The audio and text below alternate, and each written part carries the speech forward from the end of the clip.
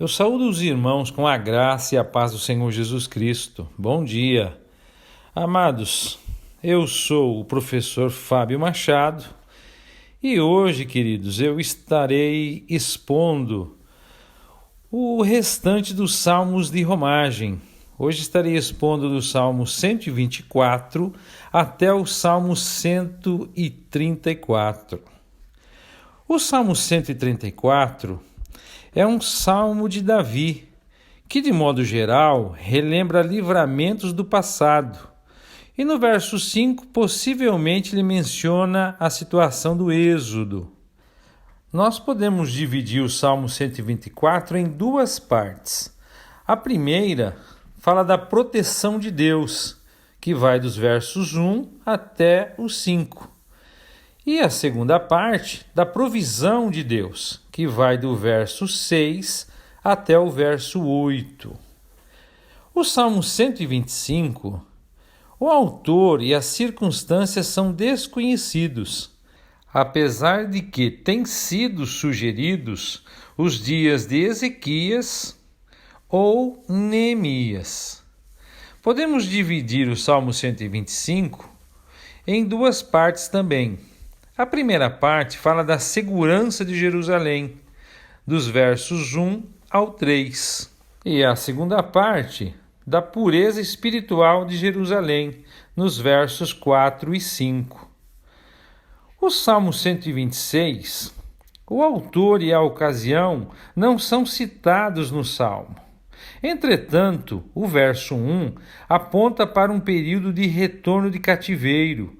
É bastante provável que seja uma referência ao cativeiro babilônico, cujo retorno aconteceu em 3 levas distintas.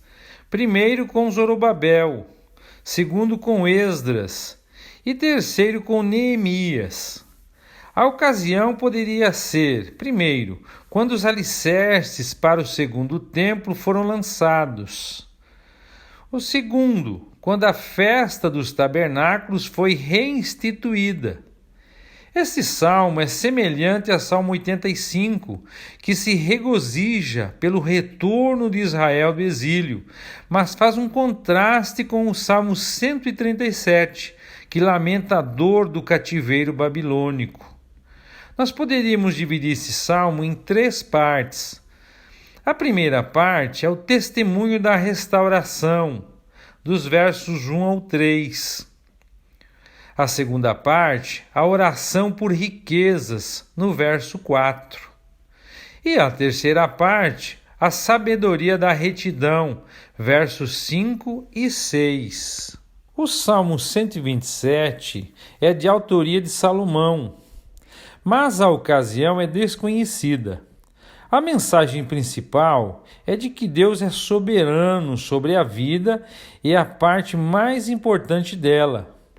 Soa muito semelhante com porções de Eclesiastes, também de Salomão. Podemos dividir esse salmo também em 2 partes.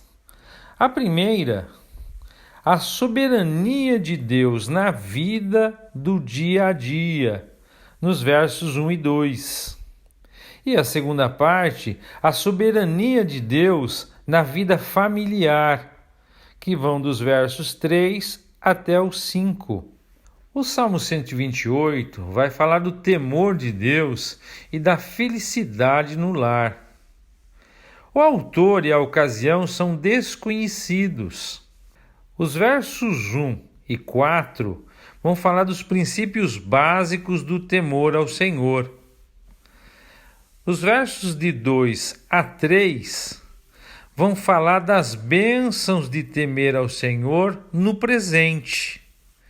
E os versos 5 a 6 vão falar das bênçãos de temer ao Senhor no futuro. O Salmo 129 vai falar das lembranças, das recordações, das libertações. O autor e a ocasião não são especificados. Todavia, o verso 4 indica a libertação de algum cativeiro, provavelmente o babilônico. Nos versos 1 ao 4, nós vamos ver a liberdade de Israel celebrada. E dos versos 5 ao 8, o inimigo de Israel sendo amaldiçoado. Temos aí uma oração imprecatória, constituída de 3 partes. Primeira, que sejam envergonhados e derrotados, verso 5. Segunda, que sejam poucos e tenham vida curta, versos 6 e 7. E terceira parte, que não recebam a bênção de Deus, verso 8. O Salmo 130, nós vemos aí um clamor das profundezas ao Senhor. O autor e a ocasião desse salmo não são mencionados. Esse é o 6º de 7 salmos, chamados penitenciais. Podemos dividi-lo em 4 partes. Dos versos 1 e 2, nós temos a oração urgente do salmista. Dos versos 3 e 4, o perdão de Deus sendo exaltado. Nos versos 5 e 6, a espera paciente do salmista. E nos versos 7 e 8, a única esperança de Israel. O Salmo 131 vai falar do descanso em Deus. Davi é o autor, mas as circunstâncias não estão claras. Temos um testemunho pessoal de Davi nos versos 1 e 2. E no verso 3, uma exortação à nação. Espera, ó Israel, no Senhor, desde agora e para sempre. O Salmo 132 fala de uma promessa antiga. O autor e a ocasião não são claramente mencionados. Entretanto, parece provável que tenha sido escrito nos dias de Davi, quando o tabernáculo foi levado para Jerusalém. Além do mais, os versos de 8 a 10 apresentam palavras citadas por Salomão na dedicação do templo, o que torna esse período bastante provável. O Salmo 132 tem fortes implicações históricas com relação à aliança feita com Davi e claras alusões ao Messias e ao milênio.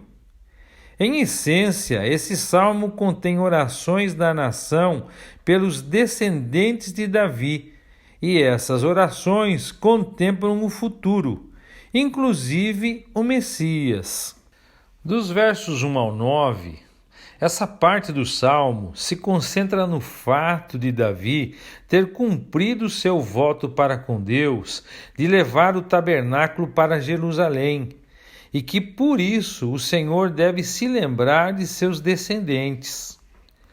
Dos versos 10 ao 18, essa seção fala do cumprimento do voto que Deus fez de perpetuar o trono davídico, e que desse modo os descendentes de Davi serão lembrados pelo Senhor.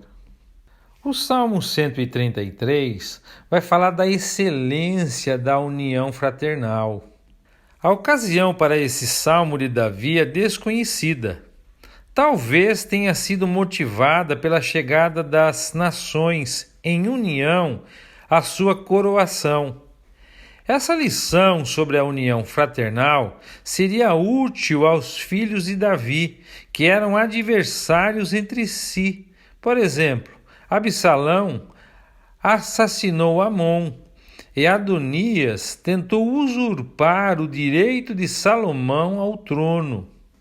No verso 1, irmãos, esse termo usado aqui mostra todos aqueles cuja linhagem pode ser traçada a Abraão, Isaque e Jacó. O segundo termo, união.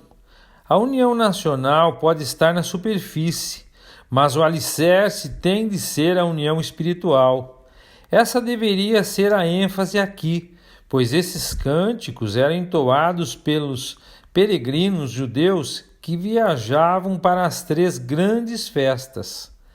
O verso 2, óleo sobre, provavelmente refere-se à unção de Arão como sumo sacerdote da nação, o que demonstraria alta prioridade para as ricas bênçãos espirituais. O verso 3, o Orvalho do Hermon.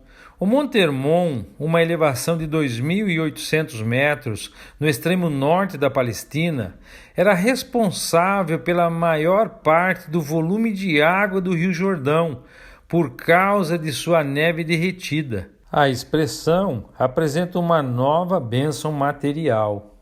O Salmo 134 é uma convocação ao culto vespertino. Ele é o último dos cânticos de romagem e parece retratar os adoradores, exortando os servidores da casa do Senhor à contínua fidelidade. Enquanto os sacerdotes impetram a bênção final sobre os fiéis no término da festa e os peregrinos partem de Sião para voltar às suas casas. No verso 1, a expressão servos, os levitas que ministravam ao povo de Deus. Quando fala da noite, os holocaustos eram feitos de dia e de noite, como o serviço levítico. A expressão casa do Senhor refere-se ao tabernáculo erguido nos dias de Davi e ao templo construído por Salomão. No verso 2, erguei as mãos, é uma prática de louvor comum no Antigo Testamento, que foi interpretada de modo figurado no Novo Testamento, expresso lá no primeira carta a Timóteo, no capítulo 2, verso 8. O verso 3, a expressão de Sião te abençoe. Como a presença divina residia no tabernáculo, templo em Sião, lá seria a fonte da bênção divina na perspectiva humana. E assim, amados, terminamos a exposição do dia de hoje. E eu gostaria de deixar para a meditação dos irmãos, de todos esses salmos que nós lemos, um dos mais conhecidos, que é o Salmo de número 133. No verso 1 das nossas traduções, normalmente é traduzido dessa forma: ó, como é bom e agradável, ou como é bom e suave, viverem juntos os irmãos, viverem unidos os irmãos. Mas particularmente eu prefiro a primeira forma de tradução da raiz yashav, que significa sentar. E quando nós olhamos sobre esse ponto de vista, com essa primeira tradução, que diz que os irmãos devem sentar-se juntos, nós temos um entendimento diferenciado.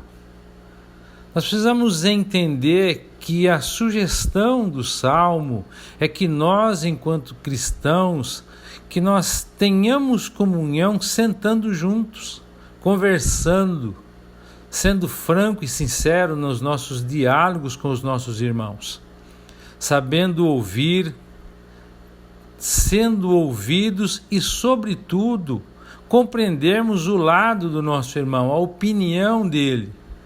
Precisamos aprender a viver, a conviver com opiniões divergentes, diferentes das nossas. Se sentarmos com os nossos irmãos e tivermos conversas francas e sinceras, não vai haver mais mal-entendido. Mas o que deve haver é compreensão e perdão, é olhar a opinião, a visão que o outro tem. E que a graça do Eterno nos dirija para que nós verdadeiramente tenhamos bons relacionamentos, que nós nos deleitemos em sentar junto com os nossos irmãos para celebrarmos a presença do nosso Deus. Porque é nesse momento, é ali, na comunhão, na intimidade, na franqueza, na sinceridade, é que Deus ordena a bênção e a vida para sempre. Que Deus os abençoe e até amanhã, se Deus quiser.